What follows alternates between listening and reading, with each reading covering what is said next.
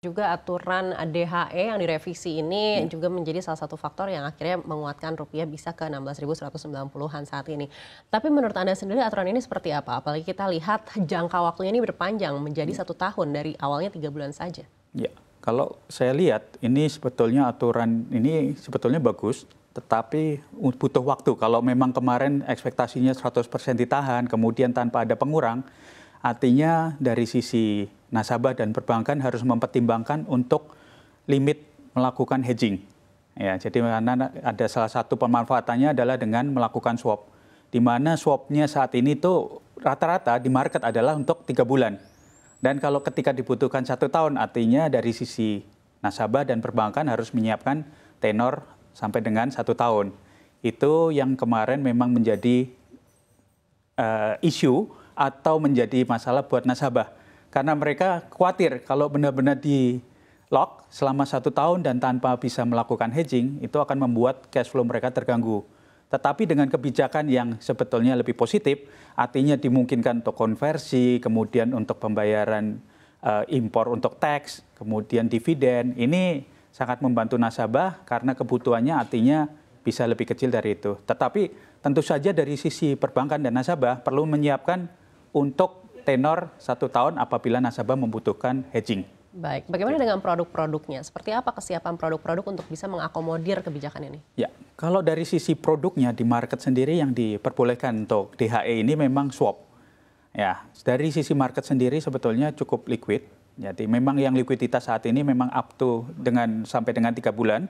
Tetapi dengan adanya kebijakan ini, artinya sampai dengan 1 tahun kita akan lebih liquid di market.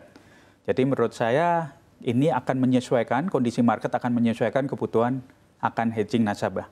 Baik, tanpa adanya pengurangan-pengurangan yang akhirnya disampaikan oleh pemerintah, risikonya sebesar apa untuk perbankan? Baik, kalau tanpa adanya pengurangan terhadap rupiah, tadi konversi terhadap rupiah, ini akan sangat beresiko. Karena dari sisi nasabah, artinya nasabah memerlukan cash flow. Ketika nasabah memerlukan cash flow dan hedging tidak tersedia, bisa menyebabkan rupiah atau suplai dolar itu terbatas di market. Artinya rupiah bisa terbang dengan mungkin di atas 16.500 ya. Tetapi dengan kebijakan yang menurut saya sangat positif, dengan adanya dimungkinkan untuk konversi, itu artinya menjamin suplai dolar terhadap rupiah di market.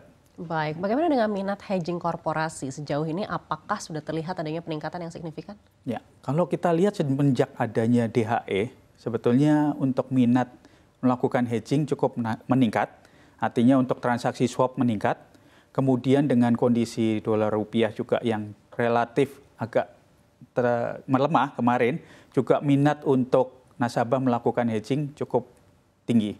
Jadi artinya ada peningkatan lah untuk dari sisi nasabah melakukan transaksi hedging, baik melakukan forward ataupun melakukan transaksi swap. Baik, dengan adanya revisi aturan ini, apakah diproyeksi permintaan hedging ini akan meningkat kembali? Ya, menurut saya akan meningkat, terutama untuk kebutuhan 1 tahun. Memang tadi sudah dimungkinkan untuk nasabah melakukan setelah dikurangin dengan kebutuhan operasional, kemudian pembayaran pajak dan lain-lain. Tetapi mereka pasti akan masih membutuhkan untuk mengantisipasi cash flow mereka. Ketika mereka membutuhkan cash flow, mereka perlu melakukan hedging untuk tenor 1 tahun. Seperti itu. Sektor-sektor apa yang menurut Bapak ini akan sangat erat sekali untuk melakukan permintaan hedging? Ya, ini kalau kita lihat memang ada sumber daya alam terkait dengan pertambangan, kemudian perkebunan, perikanan, dan lain-lain ya. Jadi ini yang paling besar pasti akan yang terimpact ketika nasabah yang mempunyai revenue atau profit margin yang relatif lebih kecil. Nah, contohnya seperti kemarin misalnya 30% kita ditahan. Artinya nasabah yang memiliki profit margin atau revenue-nya lebih kecil daripada 30%, ini mereka akan cenderung melakukan transaksi swap lebih banyak gitu. Jadi akan impact ke sektor-sektor yang terimpact lebih besar, mungkin contohnya perkebunan. Mungkin kalau dari sektor pertambangan mereka mungkin lebih besar ya untuk secara marginnya gitu. Baik, sektor perkebunan. Lalu apabila ternyata aturan DHE ini perluas lagi ke sektor-sektor lainnya, apakah menurut Bapak ini akan memberikan dampak yang positif atau justru lebih baik ditahan dulu dengan sektor-sektor yang ada saat ini? Oke, saat ini sebetulnya dari DHE SDA ini sudah 60% dari ekspor kita. Jadi menurut saya saat ini cukup membantu dengan ekspektasi dari pemerintah sendiri 90 billion US dollar dapat mendapatkan tambahan dari DHE SDA ini. Jadi menurut saya ini cukup membantu dan saat ini lebih biar jalan dulu. Ini akan kita lihat progresnya seperti apa.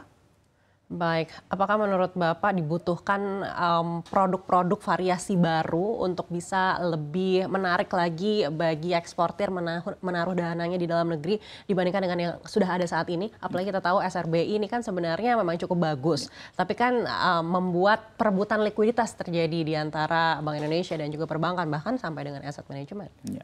Kalau dari terkait dengan DHE SDA ini sebetulnya ada dimungkinkan untuk penempatan yang kita dengar adalah untuk penempatan di SVBI dan SUFBI. Ini salah satu instrumen yang dipergunakan untuk menarik DHE ini karena memberikan return lebih tinggi. Ini kepada nasabah-nasabah eksportir yang mempunyai kewajiban untuk menempatkan di dalam negeri. Menurut saya sih ini cukup satu progres yang cukup baik. Artinya nasabah mempunyai alternatif untuk penempatan dana mereka ketika mereka di-lock selama 1 tahun. Baik, ini baru soal DHE. Lalu ke depannya Bapak melihat sebesar apa sih tantangan dan juga peluang yang harus diwaspadai untuk bisa lebih lagi mengembangkan aset-aset keuangan kita di 2025 ini. Dan juga kita tahu akan ada CCP yang sudah berlaku. Apakah ini juga akan memberikan dampak yang signifikan dalam waktu dekat? Ya. Kalau kita lihat memang CCP ini sudah berlaku, kemudian untuk transaksinya DNDF, Domestic Non-Deliverable Forward, kedepannya ekspektasinya dengan ini setelah berjalan DNDF, kita bisa melangkah ke derivatif yang lebih lanjut. Dengan adanya CCP ini sebetulnya akan mendorong market untuk likuiditas atau untuk ketika counterparty limit kita di market itu terbatas, ini akan sangat membantu untuk mendorong perkembangan dari transaksi derivatif di market. Baik, untuk transaksi derivatif sendiri, Bapak melihat perkembangannya seperti apa sejauh ini di dalam negeri? Ya, saya lihat sebetulnya positif. Kalau kita lihat beberapa instrumen yang diterbitkan oleh Bank Indonesia, dahulu kita belum punya DNDF, kemudian sekarang ada DNDF, kemudian juga bahwa ada produk-produk instrumen yang diperbolehkan, seperti yang untuk structured deposit, kemudian juga relaksasi di sektor underlying, contohnya seperti untuk swap bisa diperbolehkan 5 juta dolar tanpa underlying, itu sangat membantu market untuk saat ini.